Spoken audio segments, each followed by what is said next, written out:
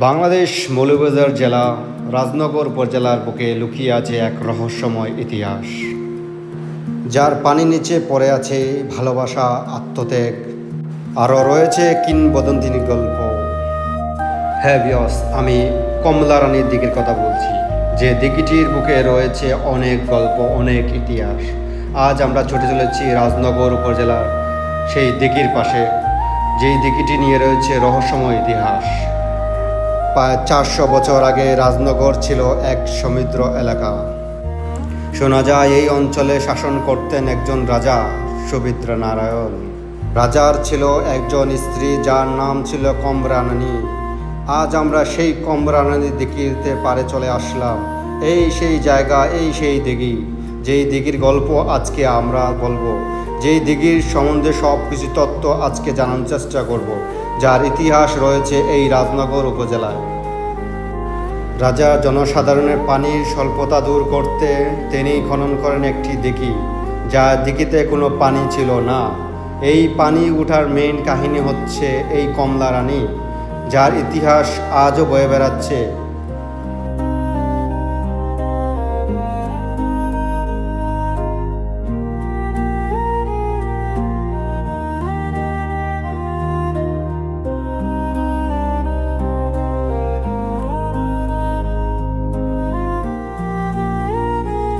কমলা রানীর আত্ম থেকে যেন পানি এসেছে। কমলা রানী যেন এই পানির জন্য তার জীবন দিয়েছেন। এই পানি যেন আজও বয়ে বেড়াচ্ছে কমলা রানীর স্মৃতি। আপনারা দেখতে পাচ্ছেন এই বিশাল একটি দিঘি, যার স্মৃতি বয়ে বেড়াচ্ছে কমলা রানী, যার নাম জনসাধারণের মুখে মুখে।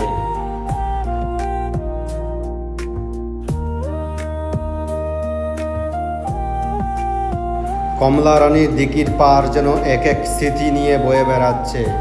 প্রত্যেকটি জায়গায় যেন কমলা রানীর ছোঁয়া। এমন জায়গাতে দেখতে কার না ভালো লাগে, তবে এর ইতিহাস জানা খুবই দরকার। আজও এর ইতিহাস গুপ্ত রয়েছে। এর ভিতরে রয়েছে ভালোবাসা, আত্মত্যাগ, যা পানির নিচে চাপা রয়েছে।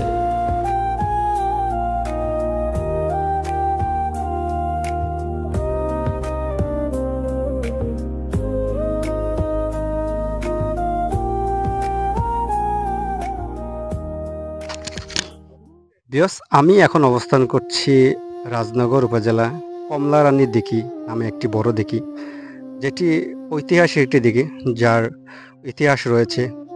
এই বিশাল দিঘিটি আপনি দেখতে পাচ্ছেন। এমনকি এই দিঘি সম্পর্কে যা ইতিহাস রয়েছে তা এখানে স্থানীয় একজনের কাছে আমরা শুনবো, যে এই দিঘিটি কি হয়েছিল, যে ঘটনা কি, এর গল্পটা আমরা জানার চেষ্টা করব। তো এখন স্থানীয় একজন আমাদের কাছে আছে, আমাদের সামনে। আসসালামু আলাইকুম, কেমন আছেন সবাই? এই দিঘিটা আসলেও আমরা যতটুকু শুনেছি এবং দেখেছি 400-500 বছর আগের অনেক পুরানা ইতিহাসী দিঘি। ভাইয়া, এই দিঘিতে আমরা যতটুকু শুনেছি এটা হচ্ছে কমলা রানীর দিঘি, সাগর দিঘি নামে পরিচিত। তবে এই দিঘিটা একটা রাজার দিঘি। রাজায় খনন করেছিলেন, তখন তার একটি মেয়ে ছিল। তার মেয়েকে এই দিঘিতে যাওয়ার পরে মানে দিঘিতে পানি হয়। এর আগে কিন্তু পানি ছিল না। 4 থেকে 500 বছর আগের কাহিনীটা, অনেক পুরানা। আমরা যতটুকু শুনেছি, আমরা তো আর দেখি নাই।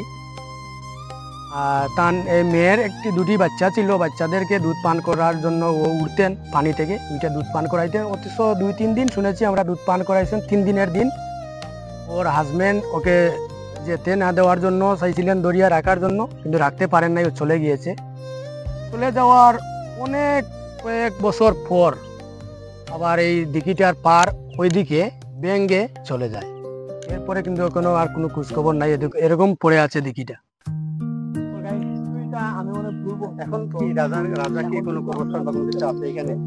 না, এই মুহূর্তে রাজার কোনো কিছু নাই। রাজার আত্মীয় স্বজন কিছু এখানে নাই। এখন শুধু এরকম দিঘিটাই পড়ে আছে। একটা মসজিদ আছে, আর আশেপাশের মানুষের দেখাশোনা করছে সরকারি ভাবে, ব্যক্তিগত ভাবে কিছু নেই।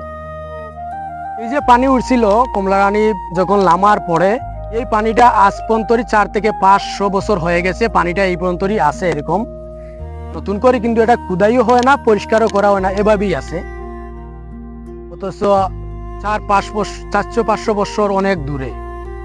আমরা তো যতটুকু জানেছি এবং বইয়ে পড়ছি, লেখাপড়া পাওয়া যায় অনেক কিছু। আপনি এতটুকু। এই জায়গার যে ইতিহাসটা এটা কার কাছ থেকে শুনছেন? শুনেছি মাই মুরব্বির কাছ থেকে শুনেছি এবং দেখেছি কিছু কিছু জিনিস লেখা মিলে, বই তো লেখা আছে, এগুলা ইতিহাসও আছে। এদিকে এই দিঘির চারোদিকে কিন্তু অনেক কবরস্থান, অনেক লোকজন সাহিত্যে আছে, হাজার হাজার কবরস্থান। এইটা তো 4 থেকে 500 বছর পুরানা অনেক কবরস্থান। এর কারণে আমরা আসলে কেউ জুতা বাইরে রেখে চলে আসছি সবাই। আসলে যতটুকু ইসলাম দৃষ্টিতে না আসাটাই ভালো। এরপরেও মনে করেন আমরা চারিদিকে যাচ্ছি, উপর দিকে না গিয়ে একটু সাইড দিকে যাচ্ছি সবাই আপনাদেরকে দেখানোর জন্য। অনেক সুন্দর একটি জায়গা, অনেক বিশাল। আসলেও ভিডিওতে এতটুকু বোঝা যায় না, যেভাবে মানে অনেক বড়। এটার কিন্তু আজ পর্যন্ত কেউ সঠিক মাপ কেউ নিতে পারে নাই। আমার জানা মতে অনেক জরিপ আসছে এখানে, তবে সঠিক জরিপ কেউ আজ পর্যন্ত দিতে পারে নাই। কতটুক জায়গা আছে, কতটুক আছে, মানে কেউ আজ পর্যন্ত কোনো মরিল এবং কেউ আজ পর্যন্ত সঠিক মাপটা দিতে পারছে না। একটু না একটু ভুল হয় সবার। এই যে দেখা যাচ্ছে ওইদিকে অনেক দূরে, কিন্তু এইদিকে দিয়ে বাঙ্গিয়া মানে চলে যায়, তখন আর দেখা যায় না, সারা মিলে না। তখন একবার বাঙ্গে ছিল পার, বাঙ্গে চলে গিয়েছি। তখন সবাই বলছে যে আসলে কমলারানী এদিকে চলে গিয়েছে, আওয়ার দিকে, সাগর দিকে। ওদিকে কিন্তু সাগর আছে এবং আওয়ার আছে। এখন যেখানে আমরা দাঁড়িয়ে আছি এটি হচ্ছে কবরস্থান। এই দিঘির পাড়গুলো, এই চড়ুয়া যে অনেক বড় একটা দিঘি, এটা আপনারা দেখতে পাচ্ছেন। এই যে জায়গাগুলো এর চারিপাশে রয়েছে কবরস্থান, আর এই পাশে। আর এই ইতিহাস থেকে আমরা এতটুকু জানলাম যে যখন কমলা রানী এই দিঘিতে নামতেন তখনই পানি উঠছে, আর যখন কমলা রানীকে স্পর্শ করার কারণে তিনি চলে যান, এমনকি আর কখনো ফিরে আসেননি। আর এই ইতিহাস থেকে জানা গেছে যে একটা সময় এই দিকের একটি পার ভাঙা পরে এই সব কিছু ভেঙে চলে যায়। এমনকি সবার ধারণা যে এই কমলা রানী চলে গেছেন এদিকে, আর কোনো ভৌতিক বা কোনো কিছু নাই এখানে।